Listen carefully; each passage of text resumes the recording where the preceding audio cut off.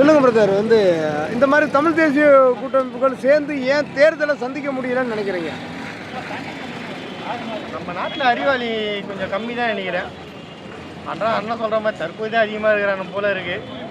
ஆனால் வந்து இந்த நாம் தமிழர்காரங்களுக்கு வந்து டிவிக்கே பார்த்தா ஒரு பயம் வந்துட்டு, ஏன்னா மக்கள் எல்லாம் வந்து இருக்காங்க, நீங்கள் 16 வருட காலம் வந்து போராடினா கூட மக்கள்லாம் வந்து டிவிக்கேக்கு ஓட்டு போட்டாங்க அப்படிங்கிறாங்களா? அப்படிங்களா?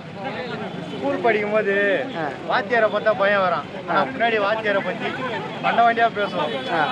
இப்போ பார்த்தா நம்ம வாத்தியார் மாதிரி இருக்கோம், டிவிக்கு வந்து ஸ்டூடெண்ட்ஸ் மாதிரி இருக்காங்க, பசங்க மாதிரி இருக்காங்க. அதனால் நீங்கள் எப்படி பார்க்குறீங்க? 16 வருட காலம் கலந்துக்கிறாத போராட்டம் கிடையாது, ஆனால் நாம் தமிழர் கட்சி தோல்வியை தழுவுது.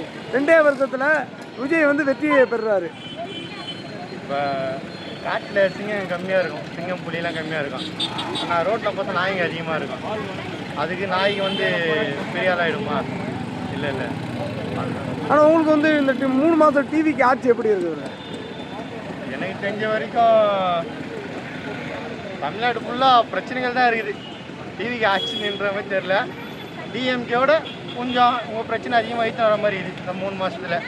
ஒன்றா 5 வருஷத்தில் நாங்கள் எப்படி ஓட்ட போகிறோன்றது கேள்விக்குறியாக தான் இருக்குது. இன்றைக்கி டீசல் விலையிலேருந்து எல்லாமே ஏறி இடைத்தேர்தலுக்காக நான் வெயிட் பண்ணிக்கிட்டு இருக்கேன் அப்படின்னு அண்ணன் சொல்கிறாரு. அண்ணனும் சரி நாங்களும் சரி எல்லாத்துக்கும் வெயிட் பண்ணி தான் இருக்கிறோம். போராட்டம் எங்களோட இருக்குது. என்ன பண்ணுது, 500 பேர் இடத்துல 500 தற்கொலைங்கிற இடத்துல 10 அறிவாளி இருந்து என்ன பிரயோஜனன்ற மாதிரி தான் நாங்கள் யோசிக்கிட்டு தான் இருக்குது. அண்ணன் சீமான் தலைமையில் இந்த கட்சிகள்லாம் கூட்டணி சேர்ந்து 2031 ஆட்சி பிடிக்க வாய்ப்பு இருக்குதா? அண்ணன் கூட்டணி நம்பி வரல, தண்ணி அடிச்சாக நிற்கிறாப்புல. நாங்கள் எப்போவுமே அண்ணன் கூட நிற்போம், அதுக்காக போராடுவோம். நாங்களும் 10 ஆண்டுகளாக இந்த கட்சியில் பயணிக்கிறோம், பெரும் முயற்சி கொடுத்து தான் இருக்கோம்.